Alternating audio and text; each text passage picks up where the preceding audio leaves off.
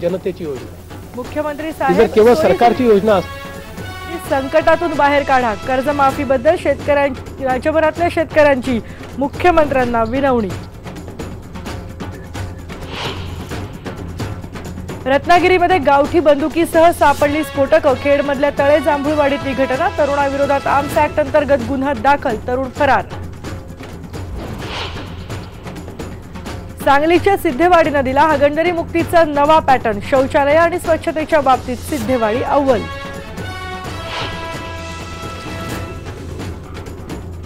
शेतकरी बांधवांनो, आपल्या कुटुंबियांसाठी जगा, दिव्यांग शिरीन देते शेतकऱ्यांना जगण्याची उमेद, यवतमाळच्या शिरीन शेखची चेतना दूत म्हणून निवड।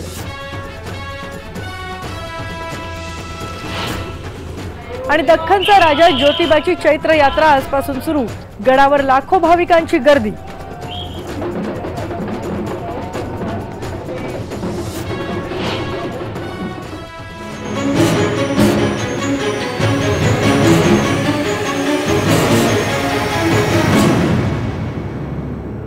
कर्जमाफी ही काही शेतकऱ्यांच्या समस्येवर शेवटचा उपाय नाही, त्यामुळे शेतीत मोठ्या प्रमाणात गुंतवणूक तसंच 24 तास लाईट आणि सिंचनाची सुविधाच शेतीला चांगले दिवस आणू शकतील असा विश्वास मुख्यमंत्री देवेंद्र फडणवीस यांनी व्यक्त केला होता। काल ते मी मुख्यमंत्री बोलतो या कार्यक्रमात बोलत होते आणि शेतीच्या प्रश्नाला उत्तर देताना मुख्यमंत्र्यांनी मी कर्जमाफीच्या विरोधात नाही, पण तो एकमेव पर्याय नसल्याचं म्हणाले। उत्तर प्रदेशात भाजप सरकारने शेतकऱ्यांची कर्जमाफी केली आहे, त्यामुळे महाराष्ट्रातही कर्जमाफी देण्यासाठी देवेंद्र सरकारवर मोठा दबाव आहे। कर्जमाफीच्या उत्तर प्रदेश मॉडेलचा अभ्यास सुरू असल्याचं सुद्धा मुख्यमंत्र्यांनी जाहीर केलं होतं, पण मुख्यमंत्र्यांनी जी भूमिका मांडली आहे त्याला फारसा सकारात्मक प्रतिसाद मिळताना दिसत नाहीये।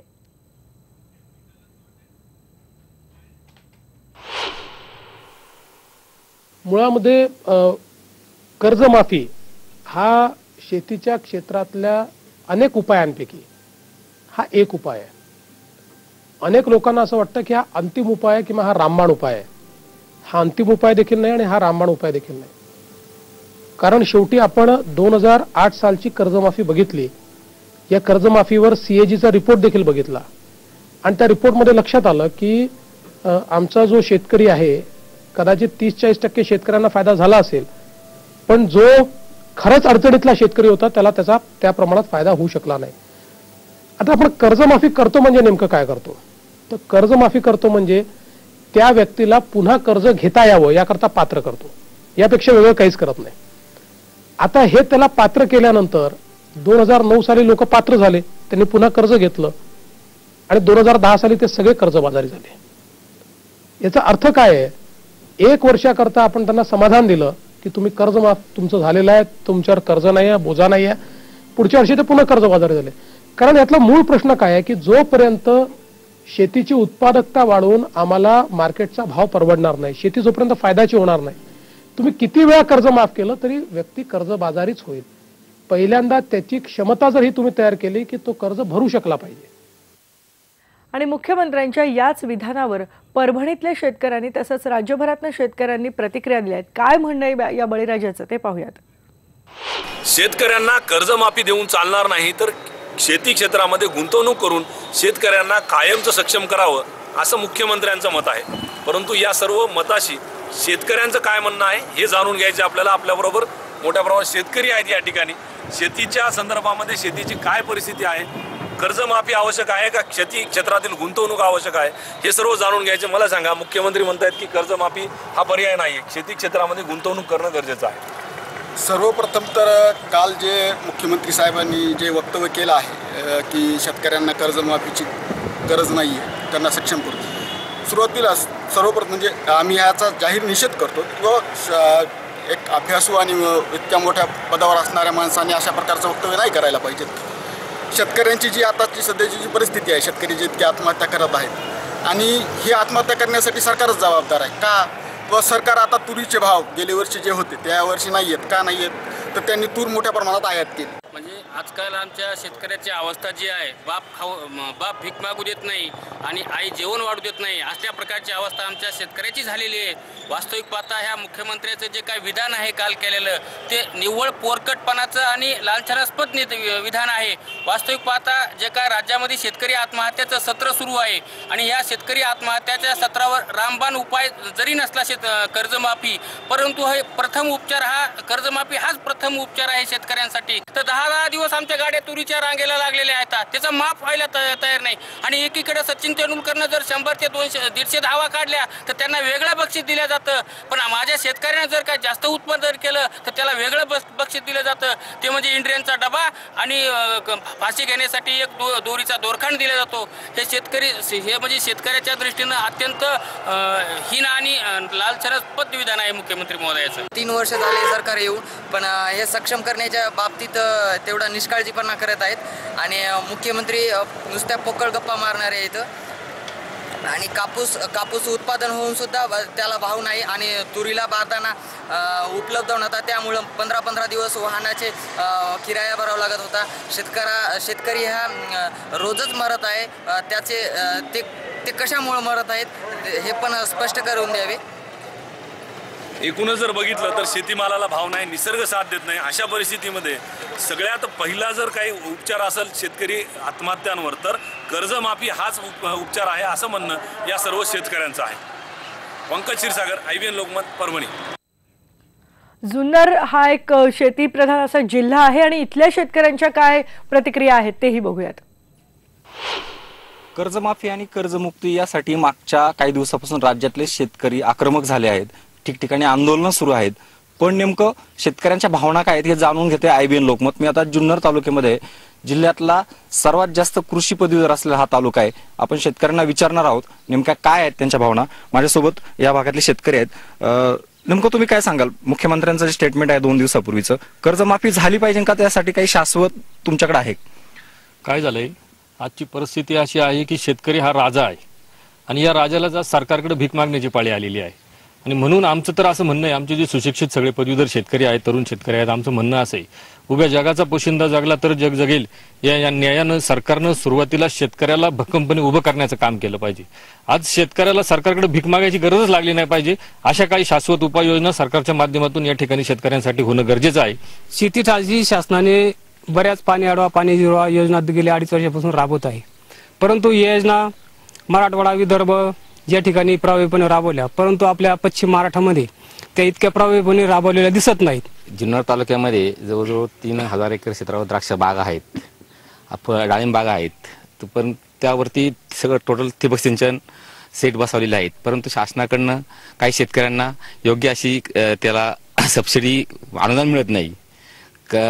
50% अनुदान जे शासन देते त्यापेक्षा शासनाने कटलेसमध्ये ड्रिपचे म्हणजे ठिबक सिंचन याचे रेट कमी करून त्यांना कमीत कमी पैशामध्ये तो ठिबक संच बसवता आला पाहिजे, अशा योजना राबवल्या पाहिजे. बऱ्याचशा माझ्यासारख्या सुशिक्षित महिला आहेत की ज्या घरी असतात की त्या नोकरी धंदा, आपला पती हा शेतकरी असल्यामुळे नोकरी धंदा वगैरे काही करत नाहीत. मग अशा महिलांसाठी जर तुम्ही कर्ज पुरवठा केलात आणि त्यांच्यासाठी जर विशिष्ट असं युनिट उभारलं आणि त्याच्यातून त्यांना प्रोसेसिंग वगैरे जर काही करता आलं तर त्याच्यातून जे शेतमाल जो वायाला जाणार आहे त्याचं पण प्रोसेसिंग होईल आणि जे माझे महिला आहेत ज्या नोकरी धंदा वगैरे करतात त्यांच्यासाठी सुद्धा चांगला निवडलेला वगैरे भाजीपाला त्यांच्यासाठी जाऊ शकतो. तर या काही निवडक प्रतिक्रिया आहे शेतकऱ्यांच्या.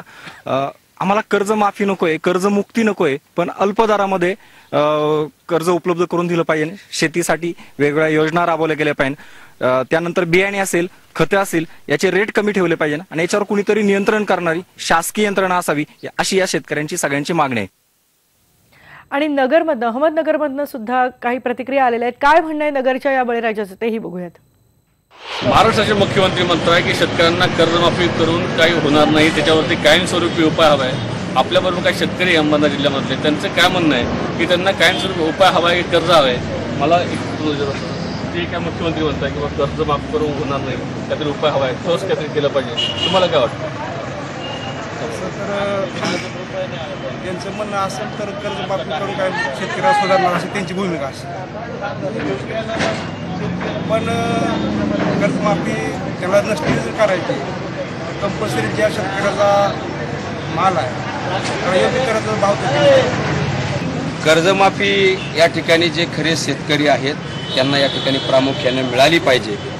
आणि मुख्यमंत्री साहेबांना माझी खास विनंती आहे की साहेब तुम्ही कायमस्वरूपी त्या ठिकाणी योजना शेतकऱ्याच्या संदर्भात करू इच्छितात, परंतु तुम्ही ज्या योजना तयार करतात त्या योजना सर्वसामान्य शेतकऱ्यापर्यंत पोहोचतायत का याचा आपण खुलासा केला पाहिजे. शासनानं दिलेल्या ज्या ज्या काही योजना आहे, मग शेततळी असतील, विहिरी असतील किंवा शेतीच्या संदर्भामध्ये दिलेली अवजारं असतील, याचा प्रामुख्यानं मुख्यमंत्री साहेबांनी शोध घ्यावा की ही सर्वसामान्य जनतेपर्यंत खरं शेतकरी काम करणाऱ्या शेतकऱ्यापर्यंत मिळत आहेत का. कर्जमाफी झालीच पाहिजे. आपले बाजारभाव हे कर्जमाफी मिळावी, हमीभाव मिळाला पाहिजे असं त्यांचं म्हणणं आहे. परंतु जी कर्जमाफी होणार आहे ती कर्जमाफी तळागाळातल्या शेतकऱ्यांपर्यंत पोहोचली पाहिजे. कारण जेव्हा कर्जमाफी होते जनजाणगे जे लोक आहेत ते आपल्याबरोबर कंपन्यांबरोबर किंवा बँकांमध्ये जाऊन व्यवस्थितपणे आपलं कर्ज माफ करून घेत आहे, परंतु तळागाळातला जो शेतकरी आहे त्यांच्यापर्यंत पोहोचत नाही असं त्यांचं म्हणणं आहे. त्यांचं म्हणणं आहे की बस कर्जमाफी झाली पाहिजे, परंतु त्याचबरोबर जे आहेत बाजारला हमीभाव भेटला पाहिजे.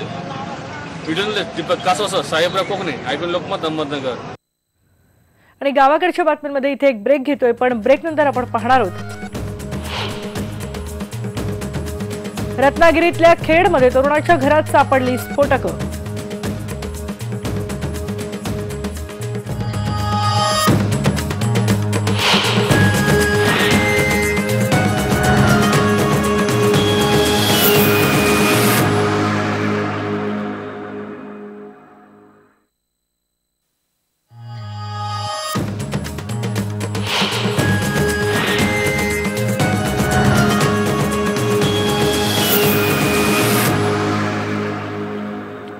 रत्नागिरीमध्ये एका तरुणाच्या घरात गावठी बंदुकीसह स्फोटकं सापडले. त्याच्या घरामध्ये जवळपास 3 किलोच्या 2 जिलेटिनच्या कांड्या आणि 83 mm 5 डिटोनेटर, गन पावडर, छर्रे सुद्धा सापडलेत. रत्नागिरीतल्या खेडमधल्या तळे जांभूळवाडीत ही सगळी घटना घडली आहे. खेड पोलिसांनी आर्म ॲक्टसह गुन्हा दाखल केलेला आहे. खेड पोलिसांनी दहशतवादी विरोधी पथकालाही कळवलंय, पण ज्याच्या घरात ही स्फोटकं सापडलेत तो तरुण मात्र तिथून फरार झाल्याची माहिती मिळते. हा तरुण इथे एकटा राहत असल्याची सुद्धा माहिती आहे. एक वेगळी बातमी बघूयात. खरं तर लोकप्रतिनिधी व्हायचं म्हणजे पैसे कमवायला असा एक गैरसमज आपल्याकडे आहे. काही लोकप्रतिनिधी मात्र ध्येयानं पछाडलेले असतात आणि त्यापैकीच एक आहेत सांगलीच्या सिद्धेवाडीचे सरपंच पंचाक्षर जंगम. सरकारी योजनांबरोबर हागणदारी मुक्तीसाठी त्यांनी स्वतःच्या नावावर 10 लाखांचं कर्जही काढलंय आणि त्यातूनच हागणदारी मुक्तीचा सिद्धेवाडी पॅटर्नही तयार केलाय. सांगलीच्या तासगाव तालुक्यातील सिद्धेवाडी जवळपास 5000 लोकवस्तीचं गाव. हे गाव संपूर्ण हागणदारी मुक्त आणि स्वच्छतेच्या बाबतीत सुद्धा अव्वल आहे. या गावानं हागणदारी मुक्तीचा नवा सिद्धेवाडी पॅटर्न राज्यासमोर ठेवलाय. याचं श्रेय जातं गावकरी आणि गावचे सरपंच पंचाक्षर जंगम यांना. ग्राउंड लेवलला जे असतं काम ते मी स्वतः बघत होतो आणि सरपंच साहेब ऑफिस लेवलला बघत होते आणि अशा पद्धतीने आम्ही 3 ते 4 महिन्यात जवळजवळ पूर्ण आमचं गाव निर्मल ग्राम ओढीप करून टाकलं आणि आता सर्व लोक शौचालयाचा वापर करतात आणि आरोग्याचा पण प्रश्न सुटलेला आहे. पंचाक्षर जंगम या गावाला लाभलेला युवा सरपंच. घरची परिस्थिती जेमतेम, धड घरही नाही, पण या पठ्ठ्यानं गावाला विकासाच्या दिशेनं न्यायचं ठरवलं आणि लिलया पेललंही. सरकारी योजना राबवून जेव्हा निधी कमी पडला तेव्हा पंचाक्षर यांनी स्वतःच्या नावावर 10 लाखांचं कर्ज काढून शौचालय बांधायला सहकार्य केलं. लोकांची इच्छा तर आहे पण शौचालय तर बांधू शकत नाहीत असं ज्यावेळेला वाटलं त्यावेळी माझी परिस्थिती बेताचीच. परंतु सावळचे माझ्या मित्रांची दोस्ती स्वयंसेवा संस्था होती, त्यांच्याकडून रिक्वेस्ट करून मी माझ्या नावावरती 10 लाख रुपये कर्ज काढलं आणि त्या कर्जाचं भांडवल म्हणून मी वापर केला आणि तयार शौचालयाचा प्रयोग केला आणि राहिलेल्या 210 कुटुंबांना मी ती तयार शौचालय उपलब्ध करून दिली. आता गावकरी सुद्धा सरपंच आणि ग्रामपंचायतीवर खुश आहेत. आमच्या गावामध्ये शौचालयाची सोय नव्हती. आमच्या गावच्या सरपंचांनी शौचालय बांधून देण्याची एक मोहीम हाती घेतली. त्यांनी आमच्या गावासाठी सर्वांसाठी शौचालय बांधून दिले. अशा आदर्श सरपंचाला द्यावे तितके दुआ आहेत आणि आमच्या आया बहिणींनी जे उघड्या व शौचालयाला जाण्याची जी वेळ आली ते आता इथून पुढच्या काळात येणार नाही. आमचा आदर्श सरपंच असं मी इच्छितो की आधुनिक काळातला संत गाडगेबाबाच आहे. गाव करील ते राव काय करील अशी म्हण आहे. मात्र याच गावाला गरज असते एका नेतृत्वाची आणि तीच गरज सिद्धेवाडीला लाभली आहे सरपंच पंचाक्षर जंगम यांच्या रूपानं. विकासाचा ध्यास घेतलेले हे गाव खरंच सर्वांसाठी एक आदर्श आहे. आसिफ मुरसल, IBN लोकमत, सांगली. पुढची एक बातमी बघूयात. माओवाद्यांनी गडचिरोलीच्या विकासासाठी किती पुढाकार घेतलाय असा सवाल भूमकाल संघटनेनं उपस्थित केलाय. माओवादी हे विकास विरोधी असल्याचं सुद्धा भूमकाल संघटनेचं म्हणणं आहे. अहेरी तालुक्यात गेल्या वर्षी माओवाद्यांनी आंबेडकर जयंतीच्या कार्यक्रमात पोलिसांची हत्या केली होती आणि त्याच्या निषेधार्थ आयोजित माओवाद्यांच्या विरोधात धिक्कार सभेचं आयोजन भूमकाल संघटनेनं केलं होतं.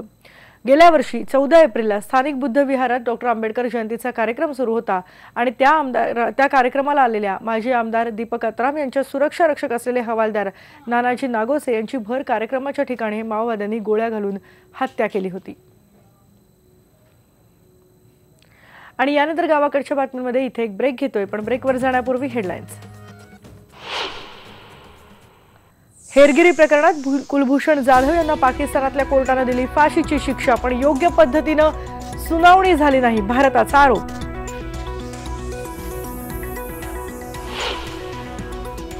उद्धव ठाकरे एनडीएच्या बैठकीला राहणार उपस्थित. 3 वर्षांनंतर उद्धव ठाकरे, मोदी आणि शहांची दिल्लीत भेट. आणि दख्खनचा राजा ज्योतिबाची आजपासून चैत्र यात्रा सुरू. डोंगरावर लाखो भाविकांची गर्दी.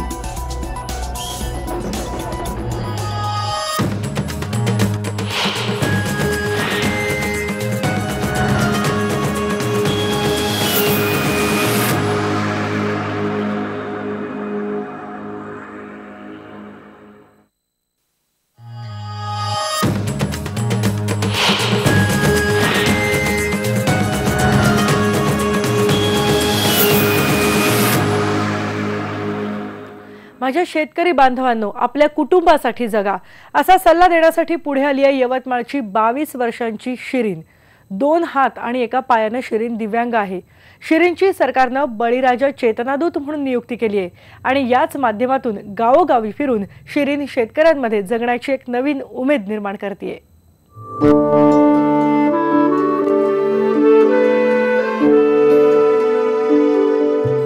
यवतमाळच्या कळंब चौक भागात राहणारी 22 वर्षीय शिरीन शेख. शिरीन जन्मापासून दिव्यांग आहे. तिला 2 हात आणि 1 पाय नाहीये. मात्र असं असलं तरीही ती आपल्या पायावर उभी आहे. लिहिणं, मोबाईल हाताळणं हेही ती करते, शिवाय सुंदर मेहंदीही काढते. जिद्दीच्या जोरावर शिरीनने पदवीपर्यंत शिक्षण घेतलंय. आत्महत्या कर रहे किसान लोग, मैं सोचती रहती हूँ कि ये आत्महत्या क्यों कर रहे हो. मैं अपना खुद का उदाहरण देना चाहती हूँ उन लोगों को कि मैं ऐसी रहने के बावजूद भी सब कर लेती हूँ. मैं किसान भाई से यही कहना चाहती हूँ कि आप आत्महत्या ना करिए. आपके पीछे आपके परिवार है, आपके बच्चे, उनका ध्यान रखिए कि आपके पीछे आपके परिवार है. शिरीन तबस्सुम शेख ही विद्यार्थिनी जिल्ह्यातील शेतकऱ्यांचं मनोधैर्य उंचवण्यासाठी चेतनादूत म्हणून काम करते. अपंग असूनही इतर धडधाकटांना हेवा वाटेल असं तिचं काम आहे. ती शेतकऱ्यांना आत्महत्या करण्यापासून रोखण्यासाठी स्वतःचं उदाहरण देत गावोगावी फिरते. तिच्याकडून मनोधैर्य खचलेल्या शेतकऱ्यांना प्रेरणा मिळावी यासाठीच तिची चेतनादूत म्हणून निवड करण्यात आली आहे. शेख ही एक अशी महिला आहे की तिला 2 पाय आणि 1 हात अशी ती शरीराने दिव्यांग असूनही तिची जगण्याची उमेद जी आहे ती आजपर्यंत जगली आहे आणि इतरांना प्रेरणा मिळेल असं तिचं ते व्यक्तिमत्व आहे आणि म्हणूनच आम्ही तिची चेतनादूत म्हणून निवड केली आहे. आपली मुलगी शेतकऱ्यांसाठी करत असलेल्या कामाचा शिरीनच्या वडिलांना अभिमान आहे. जब भी हर इंसान के पास जाती है वो जो किसान आत्महत्या कर रहे उसके लिए, तो वहाँ के लोग भी देखकर उससे दंग रह जाते हैं कि ये बच्ची 2 हाथ 1 पैर नहीं रहने के बाद भी ये हमारे लिए यहाँ तक आ रही और हमको सिखा रही, तो उनको एक हिम्मत मिलती. आपणही या समाजाचं काहीतरी देणं लागतो या भावनेतून दिव्यांग शिरीन घराबाहेर पडली आहे. जगाचा पोशिंदा जगला पाहिजे एवढंच ध्येय तिच्या डोळ्यासमोर आहे. भास्कर मेहरे, IBN लोकमत, यवतमाळ. नक्कीच शिरींची ही जी ती संदेश देते तो नक्कीच प्रेरणादायी ठरेल बळीराजाला, अशी अपेक्षा करूयात. आणि यानंतर गावाकडच्या बातम्यांमध्ये इथेच थांबूयात. पहा फक्त IBN लोकमत.